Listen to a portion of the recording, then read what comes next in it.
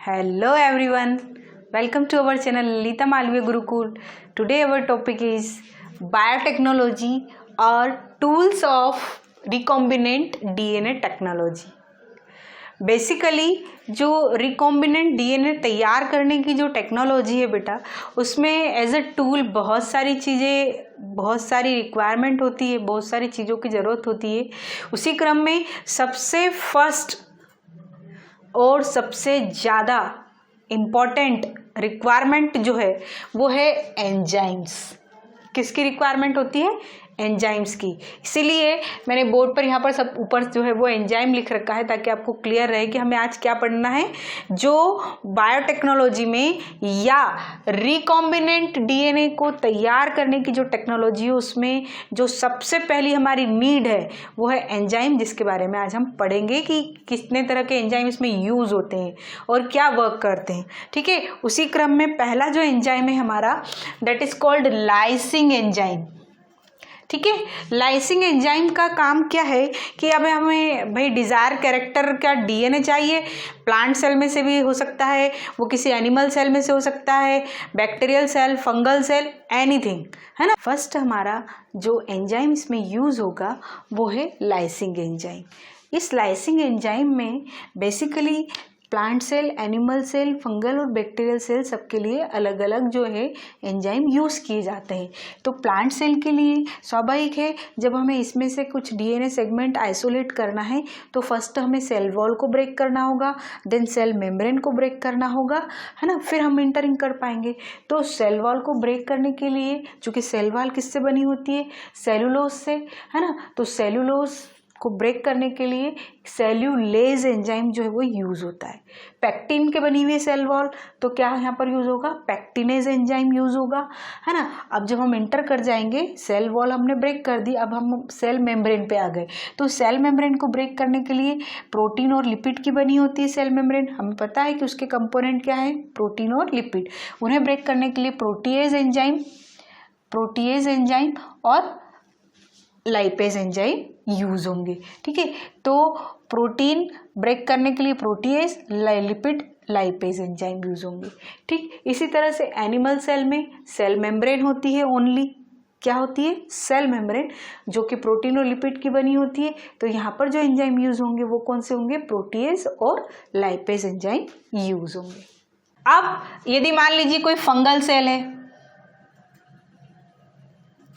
Cell है तो basically किसकी बनी है? चिटिन, है ना। तो इसके लिए जो एंजाइम यूज होगा वो होगा चिटिनेज। ठीक है, इसकी जो सेल वॉल होगी फंगस की, उसको हटाने के लिए चिटिनेज एंजाइम यूज होगा। फिर अगेन वापस से प्रोटीनेज और लाइपेज एंजाइम यूज होगा मेम्ब्रेन हटाने के लिए, है ना। इसी तरह से मान लीजिए कि कोई प्रोकैरियोटिक बैक्टीरियल सेल है ना। प्रोकैरियोटिक बैक्टीरियल सेल है, तो उसमें जो है वो किससे बनी होती है? लाइसिन से। तो इसमें जो एंजाइम यूज होगा वो होगा लाइसोजाइम।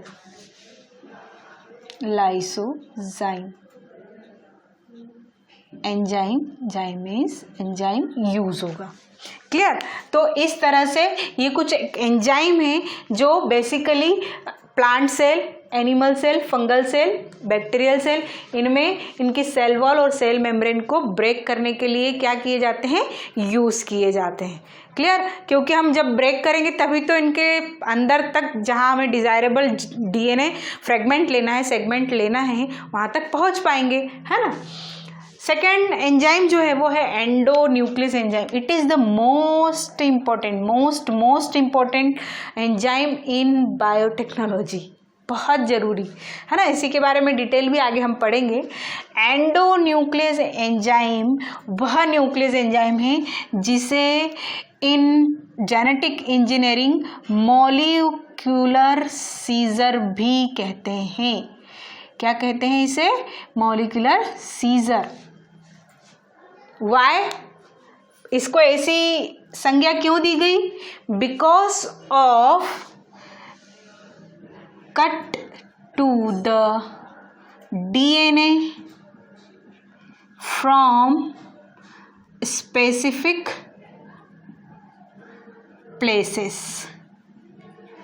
ठीक है, क्यों? क्योंकि ये डीएनए जेनेटिक मटेरियल को कट कर सकता है स्पेसिफिक प्लेसेस से, है ना। डीएनए को कैसे कट कर सकता है भाई? मान लीजिए कि हमें इतना सेगमेंट चाहिए, इतना पीस चाहिए, तो वो जो है वो स्पेसिफिक जो न्यूक्लियोटाइड्स का सीक्वेंस है, जो क्रम है, जो कोडिंग है, वहाँ से इसको ये क्या कर देता है, इजीली कट कर देता है। तो इसे मॉलिक्यूलर सीजर भी कहा जाता है ना। इसमें एक्चुअली जो एंडोन्यूक्लियस एंजाइम है, सबसे पहले आइसोलेट किया गया था इसे प्रोकैरियोटिक सेल में से। प्रोकैरियोटिक सेल में से इसे 1963 में आइसोलेट किया गया था। अब प्रोकैरियोटिक सेल में से ही क्यों आइसोलेट किया गया था, उसका रीज़न ये है कि मान लीजिए कि ये कोई एक प्रोकैरियोटिक सेल है, ई कोलाई कोई ले लो आप तो, ठीक है ना। ये प्रोकैरियोटिक सेल है, मान लीजिए इस पे एक बैक्टीरियोफेज का इन्फेक्शन हुआ है, ठीक है। अब जब ये इसमें एक सर्कुलर अपना खुद का जेनेटिक मटेरियल है ना, तो ये अपना जो इसका खुद का डीएनए है, ये इसने क्या किया, अंदर इंजेक्ट कर दिया। अब ये जो डीएनए अंदर आ गया है, इट इज़ कॉल्ड फॉरेन। ये इसके लिए क्या हो गया, फॉरेन डीएनए हो गया, ठीक है। इस सेल के लिए फॉरेन डीएनए हो गया ना। अब फॉरेन डीएनए हो गया तो ये सेल मैंने आपको पहले भी बताया है, बहुत बार बताया बेटा, कि कोई भी लिविंग सेल किसी भी फॉरेन सब्सटेंस को इजीली एक्सेप्ट नहीं करती, ठीक है। तो अब फॉरेन डीएनए जब इंटर करेगा तो ये क्या करेगा, अपना एक डिफेंस जो सिस्टम है वो एक्टिवेट करेगा। उस डिफेंस सिस्टम में क्या होगा, दो एंजाइम जो है वो पार्ट लेते हैं। एक है मिथाइलेटिंग एंजाइम और एक है एंडोन्यूक्लियस, ठीक है। एक है मिथाइलेटिंग एंजाइम और एक है एंडोन्यूक्लियस एंजाइम, ठीक है। तो जो मिथाइलेटिंग एजेंट है, या इसको एजेंट कहेंगे हम, ठीक है, मिथाइलेटिंग एजेंट है, ये क्या करेंगे, मिथाइलेटिंग एजेंट में मिथाइल ग्रुप है, स्वाभाविक है, मिथाइल ग्रुप है ना। अब क्या होगा कि मान लीजिए कि ये डिफेंस जो सिस्टम है एक्टिवेट हुआ, एंडोन्यूक्लियस ने यहाँ पर जो न्यूक्लियोटाइड्स क्रम है, जो सीक्वेंस है, वो मान लीजिए सी और जी, उसको रिकॉग्नाइज किया। और एंडोन्यूक्लियस है, जैसा मैंने कहा आपको कि क्या एक मॉलिक्यूलर सीजर है, मुझे इसमें से सी और जी के यहाँ से सीक्वेंस में से डीएनए को क्या करना है, कट करना है। अब सी ए जी सीक्वेंस स्वाभाविक है, ये भी इसका एक जेनेटिक मटेरियल है, ये भी जेनेटिक मटेरियल है, तो यहाँ भी डीएनए होगा। अब डीएनए तो यहाँ भी सी एंड जी क्रम होगा, सीक्वेंस होगा। तो ये एंडोन्यूक्लियस एंजाइम यहाँ जाकर भी तो कट कर सकता है, स्वाभाविक है, क्योंकि हमने इसको एंडोन्यूक्लियस एंजाइम को ऐसा जगह पर इसको ट्रीट किया है कि ये सी और जी सीक्वेंस पे जाकर के कट लगाएगा। मान लीजिए सीजर यहाँ से कट लगा देगा, तो यहाँ कट लगेगा तो यहाँ भी तो लग सकता है। इस चीज़ को डिफेंस करने के लिए इसमें ये मिथाइलेटिंग एजेंट वर्क करते हैं। कैसे वर्क करते हैं कि यहाँ पर आकर के मिथाइल ग्रुप जो है, मिथाइल ग्रुप यहाँ ऐड हो जाएगा, है ना। और मिथाइल ग्रुप ऐड होने की वजह से यहाँ पर ये एंडोन्यूक्लियस एंजाइम जो है वो अपनी सीजर या अपनी कट नहीं कर पाएगा, लगा नहीं पाएगा। तो कहाँ पर लगेगी कट, ओनली यहाँ पर। कहाँ पर कट लगेगी, यहाँ पर कट नहीं लगेगी। किस कारण नहीं लगेगी, मिथाइलेटिंग एजेंट की प्रेजेंस की वजह से, ठीक है।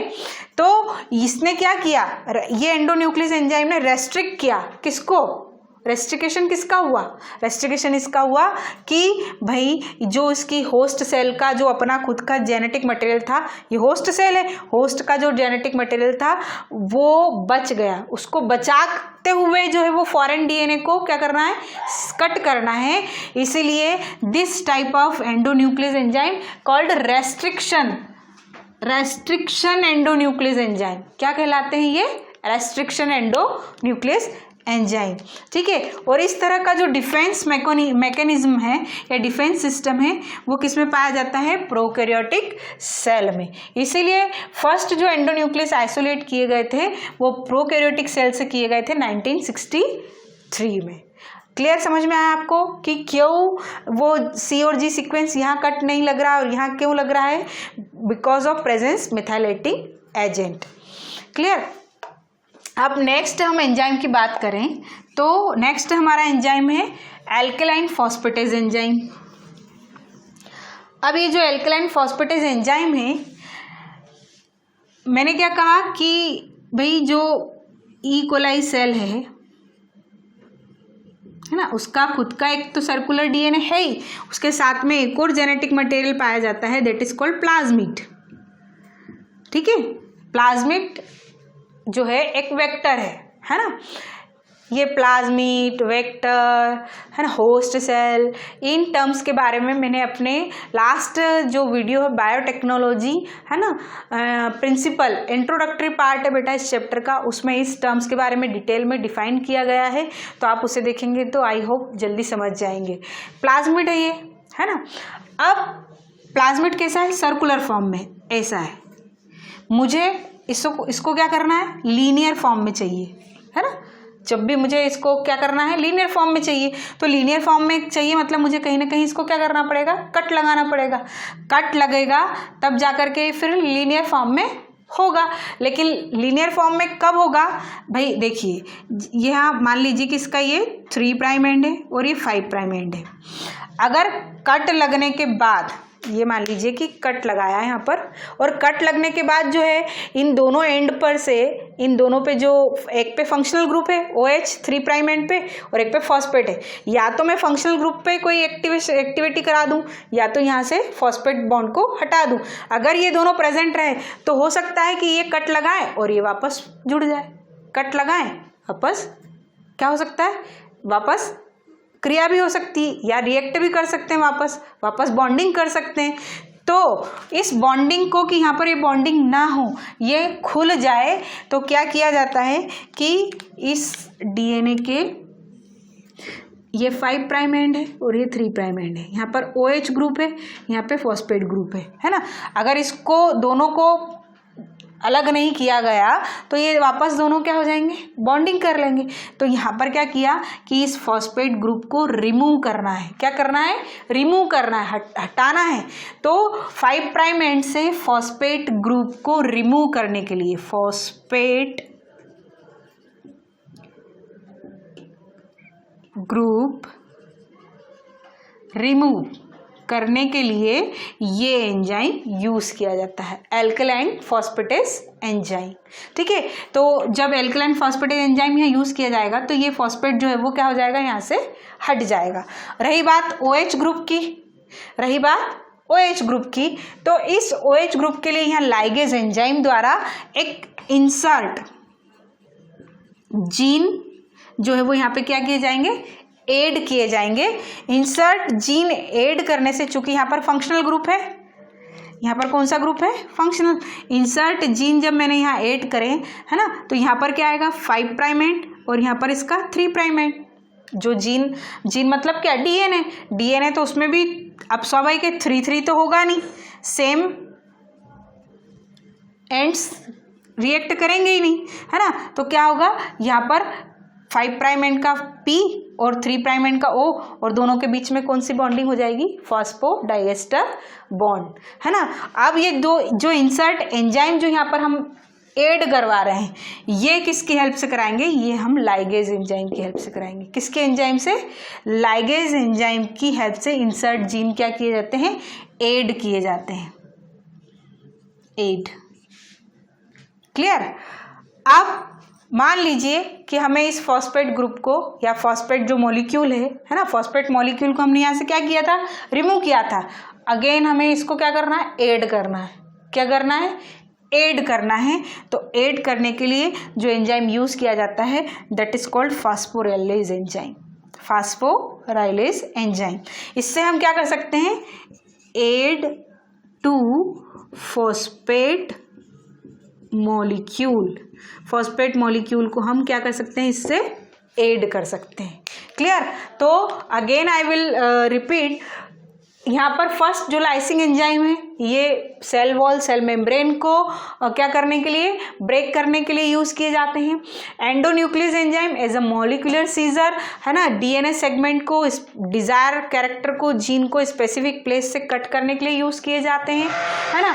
एल्केलाइन फॉस्फेटेज एंजाइम जो है वो हमें सर्कुलर डीएनए को जब लीनियर करना है तो हम फॉस्फेट ग्रुप को रिमूव करने के लिए इसे यूज करते हैं। लाइगेज एंजाइम इंसर्ट ग्रुप को 3' एंड पे ऐड करने के लिए, या और भी कोई डीएनए सेगमेंट्स हैं या फ्रेगमेंट है उनको जोड़ने के लिए भी लाइगेज एंजाइम यूज किया जाता है। नेक्स्ट है फास्फोराइलेज एंजाइम। फास्फोराइलेज एंजाइम अगेन हमें कहीं फॉस्फेट मॉलिक्यूल ऐड करना है, फॉस्फेट मॉलिक्यूल या ग्रुप को ऐड करना है तो वी आर यूज फास्फोराइलेज एंजाइम। तो इस तरह से ये एंजाइम पोर्शन खत्म हुआ। अब यहाँ पर एक और टर्म समझना बहुत जरूरी है, वो है क्लीविंग एंजाइम। कौन सा एंजाइम? Cleaving enzyme. ये जो हमने अभी एंडोन्यूक्लियस पढ़ा बेटा, यहाँ पर it is a part of cleaving enzyme. ठीक है, ये क्या है? ये क्लीविंग एंजाइम का पार्ट है। यहाँ से मैं लाइन खींच देती हूँ ताकि कोई मिक्सअप ना हो, है ना, आपको थॉट क्लियर रहे। तो ये जो है क्लीविंग एंजाइम मतलब एंडोन्यूक्लियस इसी का पार्ट है। बेसिकली क्लीविंग एंजाइम 2 टाइप के होते हैं। क्लीविंग का मतलब ही ये है क्या? कट। ये कट ऑफ करने वाला एंजाइम है, डीएनए सेगमेंट्स को कट करने के लिए, स्पेसिफिक प्लेस से कट करने के लिए। और on the basis of places इसे 2 पार्ट में डिवाइड किया गया है, एक्सोन्यूक्लियस और एंडोन्यूक्लियस। एक्सोन्यूक्लियस कैसे? जैसे ये डीएनए सेगमेंट है, मान लीजिए ये डीएनए सेगमेंट है, ये 3' एंड है, ये 5' एंड है ना। अब यदि मुझे मॉलिक्यूलर सीजर से या इस एंजाइम से कट लगाना है, इस एंजाइम से कट लगाना है, मान लीजिए मैंने दोनों एंड्स पे कट लगे हैं, इससे दोनों एंड्स पे कट लगाए हैं, that is called exonuclease enzyme. यदि हम 3' एंड और 5' एंड पर किसी कट को लगाने के लिए एंजाइम यूज कर रहे हैं, that is called exonuclease enzyme. और यदि इन बिटवीन ऑफ कहीं भी, यहाँ है ना, यहाँ अगर हम in between of in ends के कहीं कट लगाने के लिए यूज कर रहे हैं, that is called endonuclease enzyme. Restriction क्यों कहा जाता है ये मैंने अभी आपको बताया। रेस्ट्रिक्शन इसलिए ताकि होस्ट सेल के ऑन डीएनए को डैमेज नहीं करना है उसे। हम इसे एज अ सीजर यूज कर रहे हैं, तो सीजर का मतलब ये नहीं कि जिस होस्ट सेल में जा रहे हैं या डिजायर डीएनए हम उसमें एंटर करा रहे हैं तो उसी के डीएनए को जाकर कट कर दे, है ना, नहीं, वो रेस्ट्रिक्ट।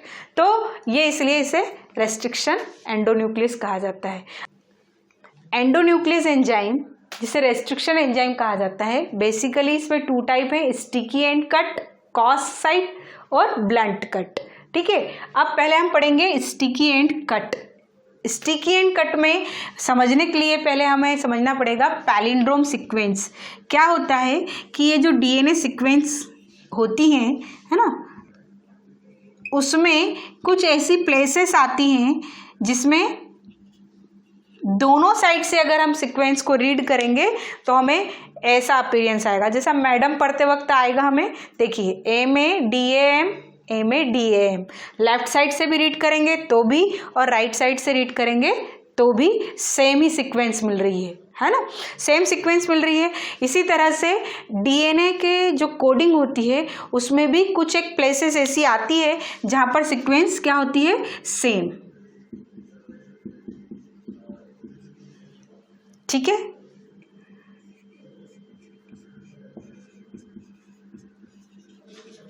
ये अब आप देखिए 3' एंड से यदि हम रीड करना शुरू करें तो GAATTC।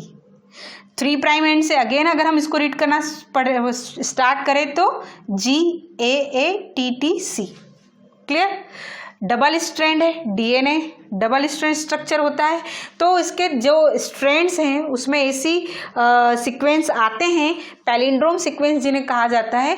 वहाँ पर स्टिकी एंड कट जो है वो कुछ इस तरह से लगेगा। मान लीजिए कि हमें किसके बीच कट लगाना है, GA के बीच में कट लगाना है ना, GA के बीच में यहाँ पर कट लगाना है। तो हमने कौन सा यूज़ किया, एंडोन्यूक्लियस रेस्ट्रिक्शन एंजाइम यहाँ पर यूज़ करा। यहाँ पर एंजाइम मान लीजिए हमने यूज़ किया, तो एंजाइम यूज़ किया तो एक कट यहाँ लगेगा और एक कट यहाँ लगेगा। तो कट लगने के बाद कैसा सीक्वेंस हो जाएगा, ये हो जाएगा यहाँ से यहाँ जी और यहाँ से यहाँ तक A T T C, clear. और फिर यहाँ पर क्या सीक्वेंस आएगा, यहाँ सी टी टी ए और यहाँ आ जाएगा जी। ये दोनों स्ट्रेन पे कट लगने के बाद कुछ इस तरह से स्ट्रक्चर दिखेगा हमें। कैसा अपीयरेंस आ रहा है, जेड वाला अपीयरेंस आ रहा है, जिगजैग वाला, है ना। देखिए ये जिगजैग अपीयरेंस आ रहा है, एक छोटा पार्ट, एक लॉन्गेस्ट पार्ट, दूसरा लॉन्गेस्ट पार्ट, फिर छोटा पार्ट, क्लियर। तो जैसे यहाँ पर इस तरह से आप समझिए कि ये ओवरलैप करते हुए एक पार्ट क्या रहेगा, बड़ा, दूसरा पार्ट जो है वो छोटा रहेगा। अब जो दूसरा एंजाइम, ये दूसरा जो डीएनए जो इसमें फिट किया जाएगा ना, जो डीएनए कट किया जाएगा, वो भी ये जो एंडोन्यूक्लियस एंजाइम है उसको भी इसी तरह से कट करेगा। उसको कैसे कट करेगा, ऊपर वाला पार्ट बड़ा और नीचे वाला जो डीएनए सेगमेंट आएगा वो क्या आएगा, छोटा, क्लियर। ये मेरी फिंगर को आप समझ लीजिए कि छोटा सेगमेंट है। ये दोनों सेगमेंट इस तरह से कटे। अब जब इनको क्या करना है, मॉलिक्यूलर सीजर ने कट कर दिया, इनको ऐड करेंगे तो ये इस तरह से जुड़ जाएंगे। अगेन आई विल रिपीट, देखिए, है ना, एक सिरा इसका क्या रहेगा, लॉन्गेस्ट रहेगा और दूसरा छोटा। इधर भी इसी तरह से कट आएगा। फिर ये दोनों को क्या कर दिया जाएगा, इस तरह से लाइगेज एंजाइम क्या करेगा, जोड़ देगा, ऐड कर देगा। मॉलिक्यूलर सीजर क्या करेगी, सेम प्लेसेस से कट करेगी। ये आपको यहाँ पर आसानी से समझ में आ रहा होगा। तो इस तरह के जो कट लगते हैं उसे क्या कहा जाता है, sticky and cut. Sticky and cut या कॉस साइड भी कहा जाता है। क्या कहा जाता है इसे, कॉस साइड। तो जैसा कि ये cos side sticky and cut है, इसमें क्या होगा बेटा, इसमें एक तो यहाँ के जो हाइड्रोजन बॉन्ड है वह ब्रेक होंगे, साथ ही साथ यहाँ पे फास्फोडाइएस्टर जो बॉन्ड है वो भी ब्रेक होंगे। मतलब यहाँ पर क्या होगा, हाइड्रोजन बॉन्ड एंड फास्फोडाइएस्टर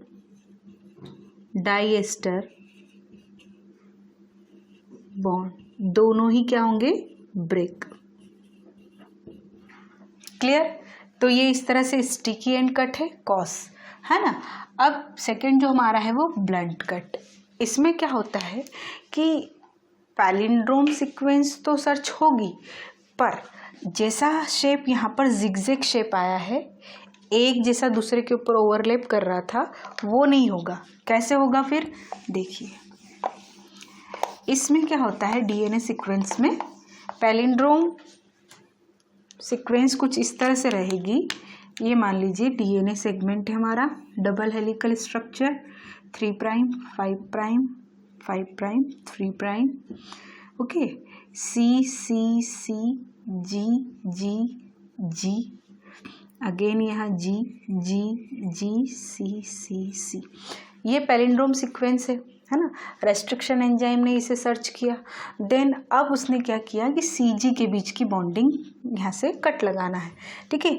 तो कहाँ पर हमने यहाँ पर न्यूक्लियस एंजाइम, यहाँ पर न्यूक्लियस एंजाइम ऐड कर दिया।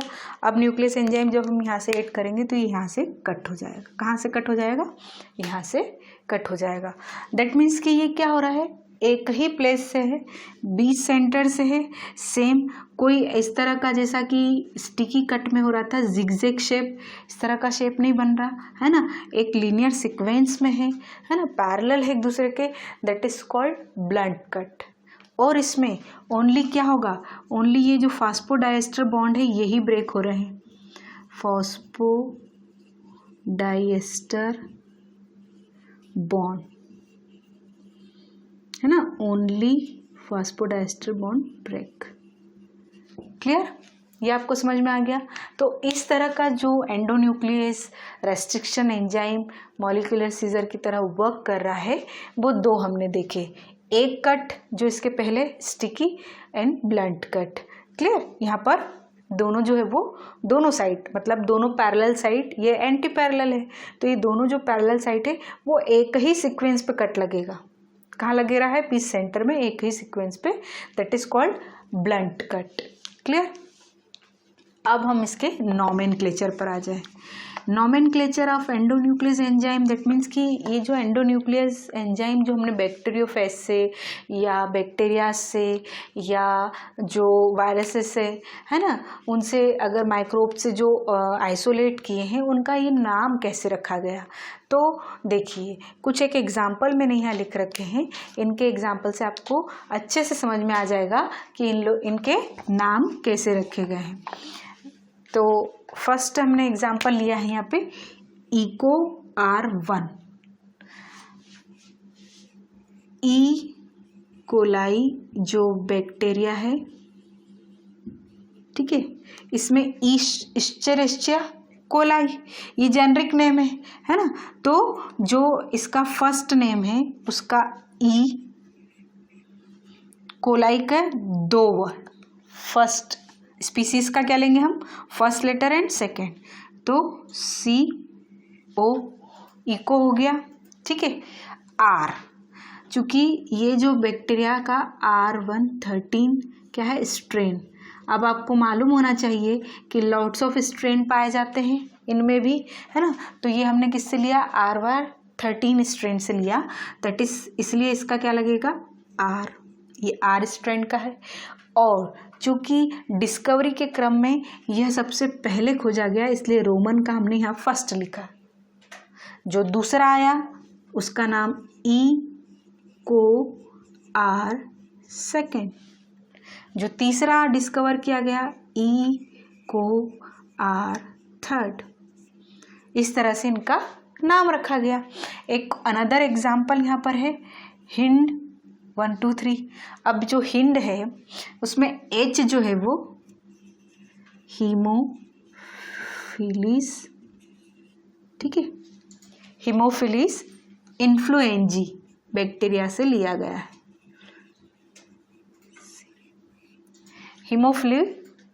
हीमोफिलिस इन्फ्लुएंजी बैक्टीरिया से लिया गया। हीमोफिलिस में फर्स्ट लेटर एच है ना, सेकेंड स्पीसीज का IN, जैसे हमने यहाँ पर कोलाई का क्या लिया था? CO, तो IN लेंगे, IN। लिखने का क्रम ये कि फर्स्ट लेटर हमारा कैपिटल हो गया, जो दूसरे से लेटर रहेंगे वो क्या रहेंगे? स्मॉल रहेंगे, IN, ठीक है। इसका जो स्ट्रेंड है, इसका जो कोड है वो है RD। क्या कोड है? RD, है ना। अब चूंकि R हम इसलिए नहीं ले सकते क्योंकि R हमने इश्चेरिशिया कोलाई के लिए ऑलरेडी वो क्या हो चुका है? बुक हो चुका है ना। R जो है वो इश्चेरिशिया कोलाई से जो न्यूक्लियस एंजाइम जो हमने आइसोलेट किए हैं उनमें हमने R पहले ही यहाँ पर लगा दिया है, इसलिए अगेन उसको रिपीट नहीं करेंगे ताकि कोई कन्फ्यूज़न क्रिएट ना हो। तो इसलिए चूंकि RD कोड है तो हम इसका क्या ले लेंगे? D। क्या ले लेंगे? D, है ना। और जो फर्स्ट नंबर पे डिस्कवर किया गया तो हिंड फर्स्ट, सेकेंड नंबर पे जो डिस्कवर किया गया वो हिंड सेकेंड, हिंड थर्ड, ठीक है। इसमें से भी ये वाला जो एंजाइम फर्स्ट एंजाइम था जिसे आइसोलेट किया गया बैक्टीरिया से, आइसोलेट फ्रॉम बैक्टीरिया, फर्स्ट। ये पहला एंडोन्यूक्लियस एंजाइम है हिंड सेकेंड, जिसे बैक्टीरिया में से आइसोलेट किया। डिस्कवरी जरूर हिंड फर्स्ट की हुई थी, हिंड फर्स्ट यहाँ फर्स्ट लिख रखा है, दैट मीन डिस्कवरी फर्स्ट की ही हुई थी, लेकिन हिंड सेकेंड जो था वो पहला एंडोन्यूक्लियस एंजाइम था जिसे आइसोलेट किया गया था। तो इस तरह से ये नॉमेनक्लेचर होता है। ये जो रोमन काउंटिंग यहाँ पर ऐड की जाती है इनके डिस्कवरी के सीक्वेंस के बेस पर है। ये जो हम लगाते हैं R, ये D, ये इनके कोड हैं, ये स्ट्रेन कोड हैं, ठीक है। और इसकी इनकी स्पीसीज और जेनरिक जो है फर्स्ट लेटर लेकर के इस तरह से हम इनको एंडोन्यूक्लियस एंजाइम को क्या देते हैं? नाम देते हैं। तो इस तरह से आज हमने जो बायोटेक्नोलॉजी में बेसिकली जो एंजाइम्स यूज़ होते हैं, है ना, उनमें किस तरह से वो वर्क करते हैं, किस तरह से उनके नाम लेबल किए जाते हैं, इनके बारे में पड़ा. I hope you understand very well. Thank you.